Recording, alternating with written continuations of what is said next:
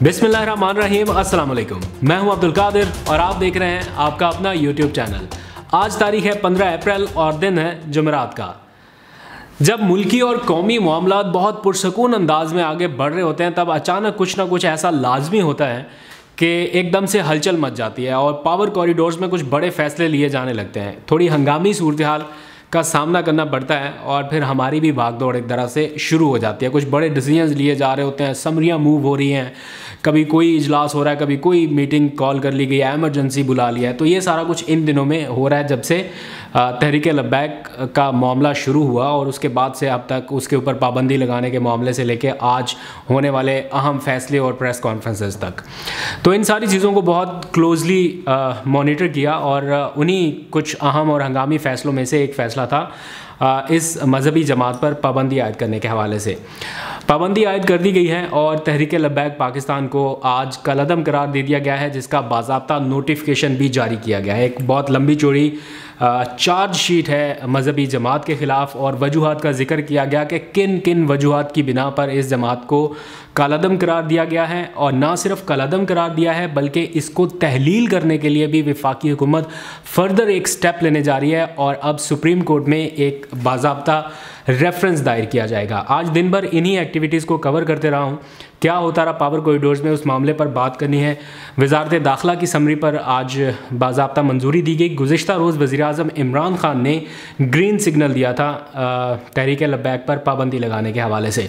Normally ऐसा होता है कि प्राइम मिनिस्टर इमरान खान बहुत सारी चीज़ों के ऊपर सब्र व तहम्मुल का मुज़ाहरा करते आए हैं, लेकिन इस वक्त गुस्से में है और शदीद गुस्से में है। उसकी वजह यह है कि ऐसे मामले पर हुकूमत के ख़िलाफ़ मुहिम चलाई जा रही है। उनको ऐसा लगता है जिस मामले पर ऑलरेडी उन्होंने बहुत ज़्यादा स्टैंड ले रखा है, ख़त्म नबूवत के मामले पर या तौहीन रिसालत के मामले पर, उनकी आवाज़ बहुत सारे ममालिक तक गूंजी है और 55-60 के करीब मुसलमान ममालिक हैं।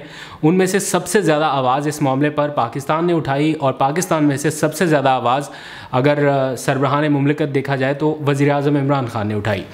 तो इस मामले पर उनको थोड़े तहफ़्फ़ुज़ात हैं कि जिस मामले पर ऑलरेडी वो ये सारे इनिशिएटिव्स ले चुके हैं उस मामले पर उनकी हुकूमत को टफ़ टाइम नहीं मिलना चाहिए था। और शायद यही वजह है कि ये पाबंदी का फ़ैसला फ़ौरी तौर पर हंगामी बुनियादों पर सिर्फ 24 घंटों के अंदर अंदर कर दिया गया, यानी निपटा दिया गया। वफाकी काबीना की जानिब से सर्कुलेशन समरी के ज़रिए इसकी बाज़ाब्ता मंजूरी ली गई। अमूमन काबीना जब मंजूरी देती है तो एजेंडा आइटम्स तय किए जाते हैं और हफ्तावार जब इजलास होता है तभी उसकी मंजूरी होती है। लेकिन कोई बहुत ही ज़्यादा हंगामी नौइयत का मामला आ जाए तो फिर सर्कुलेशन समरी के ज़रिए, यानी समरी मोबाइल व्हाट्सएप के ज़रिए सारे मिनिस्टर्स को भेजी जाती है और उनसे फिर राय ली जाती है। तो उस तरह से ये समरी मंजूर कर ली गई है, जिसके बाद बाज़ाब्ता नोटिफिकेशन जारी किया गया है। इस नोटिफिकेशन में क्या लिखा है वो अभी मैं आपको बताता हूँ। इस वक्त जब मैं आपसे बात कर रहा हूँ तहरीक लब्बैक पाकिस्तान इस वक्त पाकिस्तान में कलअदम करार दी जा चुकी है। सिर्फ कलअदम करार देना ही काफ़ी है या इससे आगे भी हुकूमत बढ़ेगी? तो फ़ैसला हुआ है कि इससे आगे भी बढ़ेगी और अब हुकूमत एक रेफरेंस दायर करने जा रही है इलेक्शन एक्ट 2017 की शिक 212 के तहत और 15 रोज़ के अंदर अंदर इस सियासी जमात को सुप्रीम कोर्ट से तहलील कराने के लिए मामला उनके यानी सुप्रीम कोर्ट के सपुर्द किया जाएगा। अगर सुप्रीम कोर्ट वफाकी हुकूमत के इस एक्शन से मुत्तफिक हुई और दुरुस्त समझा गया तो फिर सुप्रीम कोर्ट की हिदायत की रोशनी में इलेक्शन कमीशन एक नोटिफिकेशन जारी करेगा और उस नोटिफिकेशन में तहरीक लब्बैक पाकिस्तान को तहलील कर दिया जाएगा, यानी मुकम्मल तौर पर ख़त्म कर दिया जाएगा। अब ख़त्म करने के नतीजे में क्या होगा? जो अरकान मुंतखब हो चुके हैं इस पार्टी के टिकट पर, बहुत ज़्यादा नहीं है, चंद एक अरकान है जो मुख्तलिफ़ असम्बलीज़ में मौजूद हैं, नुमाइंदगी कर रहे हैं, तो उनकी क्या हैसियत रह जाएगी? इस हवाले से कुछ लोगों से बात हुई तो उन्होंने बताया कि इस जमात के अरकान असम्बली इलेक्शन कमीशन की जानिब से तहरीक लब्बैक को डी नोटिफाई किए जाने तक ख़ुद को पार्टी से अलग करने के पाबंद होंगे। अगर वो ख़ुद को अलग नहीं करते तो उस सूरत में वो नाअहल हो जाएंगे। तो देखना है कि तहरीक लब्बैक से मुंतखब होने वाले अरकान क्या फ़ैसला करते हैं। लेकिन इंटरेस्टिंगली जो नोटिफिकेशन जारी किया गया है तहरीक लब्बैक पाकिस्तान को कालअदम करार देने के हवाले से या इसे प्रोस्क्राइब्ड ऑर्गेनाइजेशन करार दिए जाने के हवाले से, इसमें बहुत सीरियस किस्म के एलिगेशन लगाए गए हैं। नोटिफिकेशन आपके सामने भी है, मैं चंद लाइनें उसकी पढ़ देता हूँ। नोटिफिकेशन में लिखा गया है कि whereas the federal government has reasonable grounds to believe that Tehreek Labbaik Pakistan is engaged in terrorism acted in a manner prejudicial to the peace and security of the country, यानी तहरीक लब्बैक पाकिस्तान इस मुल्क के सलामती और अमन के ख़िलाफ़ इक़दाम में मुलव्वस रही है और दहशत गर्दाना कार्रवाइयाँ कर रही है, जिनकी बिना पर हुकूमत के पास ऐसे सॉलिड ग्राउंड्स या रीजंस मौजूद हैं जिनकी वजह से इसे कलअदम करार दिया जा सकता है। सिर्फ यही नहीं, आगे लिखा गया है कि involved in creating anarchy in the country bye intimidating the public caused hurt and death to the personnel of law enforcement agencies and innocent bystanders, attacked civilians and officials, created wide-scale hurdles, threatened, abused and promoted hatred, यानी लोगों के जज्बात भड़काकर इस मुल्क में anarchy फैलाने की कोशिश की गई और मासूम लोगों के साथ साथ जो सिक्योरिटी इदारे से वाबस्ता अहलकार हैं या सिक्योरिटी पर्सनल्स हैं उनकी ज़िंदगियों को भी ख़तरात लाहक हुए और साथ साथ जो सड़कों की बंदिश का सामना लोगों को करना पड़ा उसका भी जिक्र किया गया है। लोगों को गालम गलोच किया गया, उन्हें मारा पीटा गया और नफ़रत फैलाई गई। ये वो सारी रीज़न्स इसमें लिखी गई हैं जिनकी बिना पर इस जमात को कलअदम करार दिया जाना चाहिए।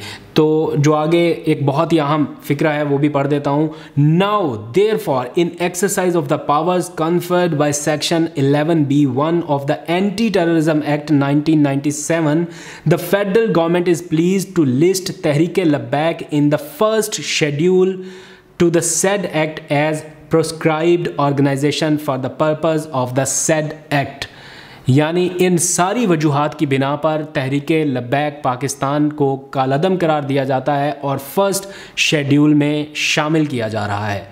तो इसी नोटिफिकेशन की आज बाज़ाब्ता मंजूरी दी गई है वफाकी काबीना की जानिब से और इसकी कॉपी अमीर तहरीक लब्बैक पाकिस्तान लाहौर को भेज दी गई है और साथ ही गवर्नर स्टेट बैंक से लेके सेक्रेटरी मिनिस्ट्री ऑफ फाइनेंस और तमाम जितने इदारे हैं जिनमें कानून नाफिज करने वाले इदारे हैं या सूबों के सेक्रेटरीज़ हैं उनको भिजवा दी गई है ताकि सनद भी रहे और बवक्त ज़रूरत काम आए।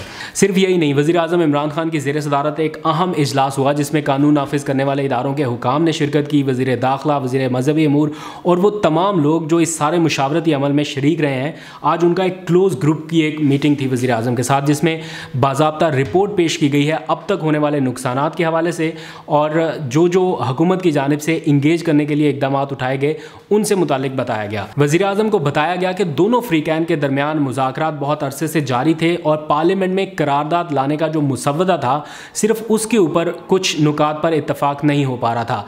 तहरीक लब्बैक अपनी करारदाद का ड्राफ्ट तैयार कर रही थी जबकि हुकूमत चाहती थी कि वो करारदाद का ड्राफ्ट ख़ुद तैयार करे और ऐसा ड्राफ्ट हो जिससे डिप्लोमेटिक नॉर्म्स मुतासर ना हो और आलमी कम्यूनिटी में वो पैगाम ना जाए जो पाकिस्तान नहीं देना चाहता। इससे पहले ही पाकिस्तान के ऊपर बहुत सारे पाबंदियाँ खामखा लग जाती हैं इन्हीं मामलात को लेकर, मजहबी नौइयत के जो मामलात हैं उनको लेकर। तो पाकिस्तान चाहता था या हुकूमत पाकिस्तान चाहती थी कि कोई इस तरह का ड्राफ्ट करारदाद के हवाले से तैयार किया जाए जो पाकिस्तान को ट्रबल ना करे आने वाले दिनों में, लेकिन उसके ऊपर इत्तफाक नहीं हुआ और फिर सूरत हाल यहाँ पर पहुँची। अभी लेटेस्ट अपडेट ये है कि कौमी असम्बली का इजलास कल तलब कर लिया गया है लेकिन उसमें करारदाद पेश नहीं की जाएगी क्योंकि अब तो जमात ही कलअदम करार दे दी गई है, उसके साथ होने वाले मुआहदे ख़त्म हो गए, करारदाद का जो ड्राफ्ट था वो भी ख़त्म हो गया। इसलिए फ़्रांस के सफ़ीर की फ़िलहाल मुल्क बदरी का कोई इम्कान नहीं है और ना ही हुकूमत इस करारदाद को अब पार्लियामेंट में ले जाएगी। ताहम अब पार्लियामेंट में बात होगी या बहस होगी तो इस जमात पर लगने वाली पाबंदी के हवाले से होगी। वज़ीर आज़म ने भी इसी मुलाकात के दौरान गुफ्तगू करते हुए कहा कि किसी मुसल्लह गिरोह या जत्थे को इजाज़त नहीं दी जा सकती कि वो रियासत को ब्लैकमेल करने के लिए मुल्की सलामती या उसकी इज़्ज़त या साख दाव पर लगाए।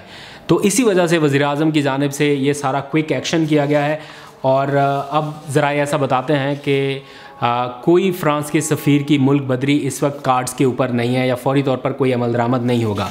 थोड़ी सी आगे बात करते हैं वफाकी काबीना में रद्दोबदल के हवाले से। आज 2 वज़ीरों की वजारतें आपस में तब्दील कर दी गई हैं, फवाद चौधरी और शिबली फराज। इन दोनों का फ़ैसला हो गया है, नोटिफिकेशन जारी होना बाकी है।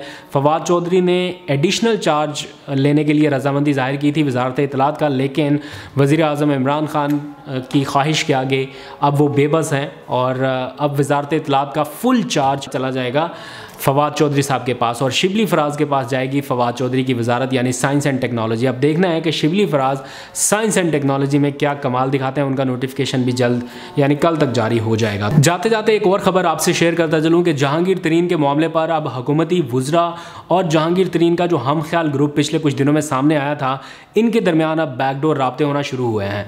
तो ये बैकडोर राब्ते बेसिकली शुरू किए गए हैं कि सीज़ फायर किया जाए वज़ीर आज़म इमरान ख़ान और जहांगीर तरीन के दरमियान होने वाली नाराज़गी का, लेकिन उसके इम्कानात बहुत कम हैं। ताहम वज़ीर आज़म ने कल इंदिया दिया था कि वो बात सुनने के लिए तैयार हैं, लेकिन ऐसा नहीं हो सकता कि ताकतवर को कानून के ताबे ना लाया जाए।